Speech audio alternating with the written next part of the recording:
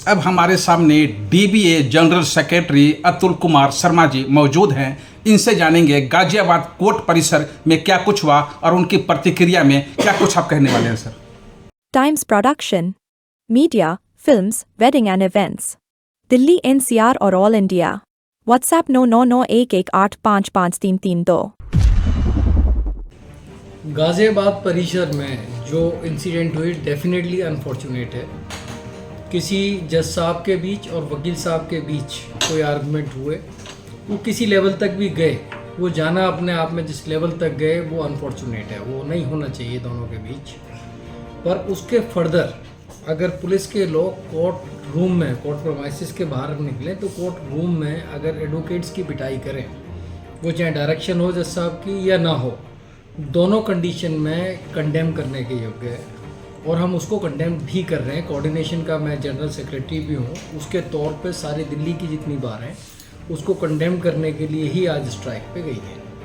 तो ये बिल्कुल भी ना भविष्य के लिए जुडिशरी और एडवोकेट्स के भविष्य के लिए भी ठीक नहीं है जो इंसिडेंट हुआ है, और इसको रेस्ट्रेन किया जाना चाहिए, इन चीज़ों को रोकना चाहिए, दोनों के सेंटीमेंट को भी एक लिमिट तक काबू में आना चाहिए। मुद्दा कुछ भी हो, विचार विमर्श के तहत सुलझाया जा सकता है, किसी निर्णय पे पहुंचा जा सकता है, लेकिन हड़ताल करने से कई पीड़ितों को न्याय मिलने में क्या देरी नहीं हो रही है? इसमें पीड़ित वकील भी हैं, तो सबसे पहले जस्टिस अगर हम अपने लिए नहीं ले सकते तो हम किसी और पीड़ित की जस्टिस की बात नहीं कर सकते।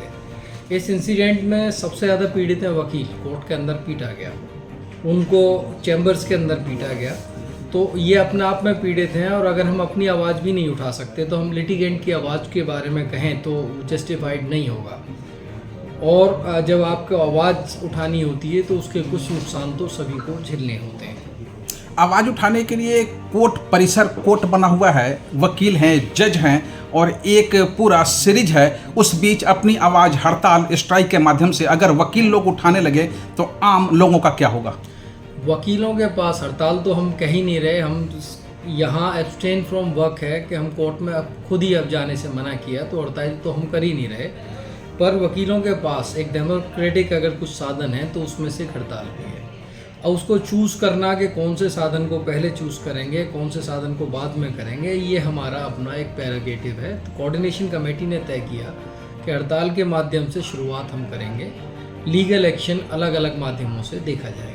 अगर ऐसा हो ना हो हमें पता नहीं, जिस तरह से वकील भाई, दिल्ली के वकील भाइयों ने हड़ताल करी है, अगर जज लोग भी स्ट्राइक पर चले गए फिर न्याय व्यवस्था का क्या होगा? देखो, न्याय व्यवस्था तो एक दूसरे से पैरेलल है, पूरक है।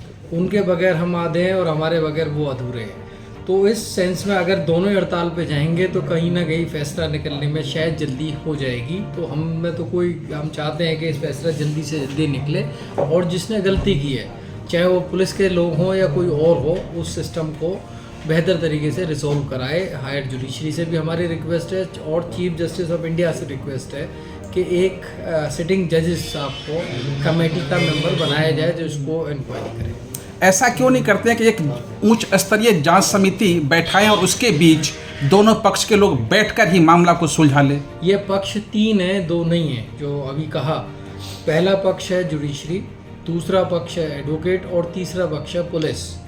क्योंकि एक्सेसिव पावर यूज़ करना और वो भी कोर्ट रूम के अंदर, कोर्ट प्रोमाइसिस के अंदर, तो पक्ष आज की डेट में लोगों को लग रहा है 2 हैं, पर ये वास्तव में 3 पक्ष हैं। और इन तीनों पक्षों का फैसला हो या न्याय हो, ये तय तो जब ही होगा जब उच्च स्तरीय जांच कमेटी बनेगी। और हम सुप्रीम कोर्ट से भी हमारी डिमांड थी कि एक ऐसी स्तरीय का जांच बने जिसमें सिटिंग जज हो और उसको फेयरली जांच करके दे। जी हाँ, ये हमारे सामने मौजूद थे डीबीए सेक्रेटरी अतुल कुमार शर्मा जी। इनका पक्ष आपने सुना, आपके मन में भी कोई विचार उत्पन्न हो रहा है, जागृत हो रहा है, तो आप आइए कमेंट सेक्शन में और हमें भी बताने का प्रयास कीजिए। तब तक के लिए जय निवास का जय हिंद।